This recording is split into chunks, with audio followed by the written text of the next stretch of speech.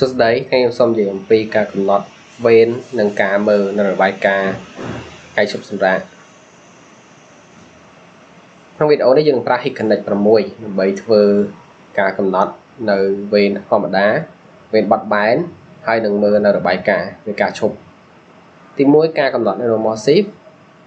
គឺយើងចូលទៅកន្លែងនេះចុចលើ attendance ជ្រើសរើស schedule បន្ទាប់មកចុចកន្លែងនេះជ្រើសរើស normal shift ហើយយើងបំពេញទៅតាមតម្រូវការរបស់យើង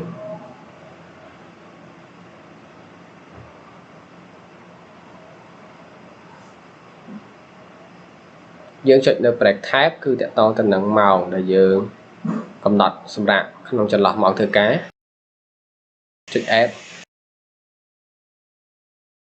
យើងអាចចុច repeat ដើម្បីបន្ថែមទៅថ្ងៃផ្សេងទៀតចុច save ហើយ refresh ជាការស្រេចការកំណត់នៅ flexible ម៉ោងដែលបត់បែនបានចុះសម្រាប់វាបត់បែនបានយើងចូលទៅកន្លែង flexible shift វិញហើយធ្វើការបន្ថែមដោយកន្លែងមុនទៅតាមតម្រូវការរបស់យើងដូចជាដូរពណ៌កំណត់ម៉ោងសម្រាប់ check in និង check out កំណត់ break បន្ទាប់ពីរួចរាល់ចុច add បើកន្លែងនេះដើម្បីកំណត់នៅថ្ងៃផ្សេងទៀតហើយ save ជាការស្រេច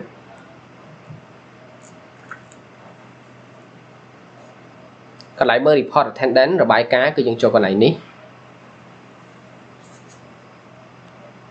កន្លែងនេះ calculate គឺធ្វើយើងអាចគណនានៅថ្ងៃសរុបបាននឹងមើលនៅទិន្នន័យជាក់ស្ដែង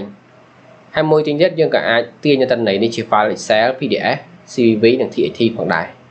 ចុច export ដើម្បីទទួលបាន file ហើយវានឹង download មក browser របស់យើងនៅក្នុងរបាយការណ៍នោះយើងក៏អាចមើលដូចជាពេលវេលាធ្វើការ exception report late report early leave និងការឈប់ absent និង overtime report transaction report mobile transaction report យើងក៏អាច export នៅការ summary ទាំងមូលចុចលើ export ជ្រើសរើសថ្ងៃនិងពេលវេលានិង format ដែលយើងចង់បានចុចលើ export report នឹង download ចូលមក browser របស់យើងក៏អាច customize ផងដែរសម្រាប់ការយក report របស់យើងចុចកន្លែង custom report add យើងយកឈ្មោះទិន្នន័យដែលយើងចង់បញ្ចូលចុច save យើងក៏អាចដាក់ជាពេលវេលាការវិភាគដើម្បីវាធ្វើការ report មកយើងផងដែរ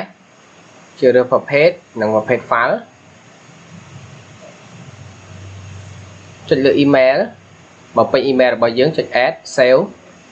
ជាការស្រេច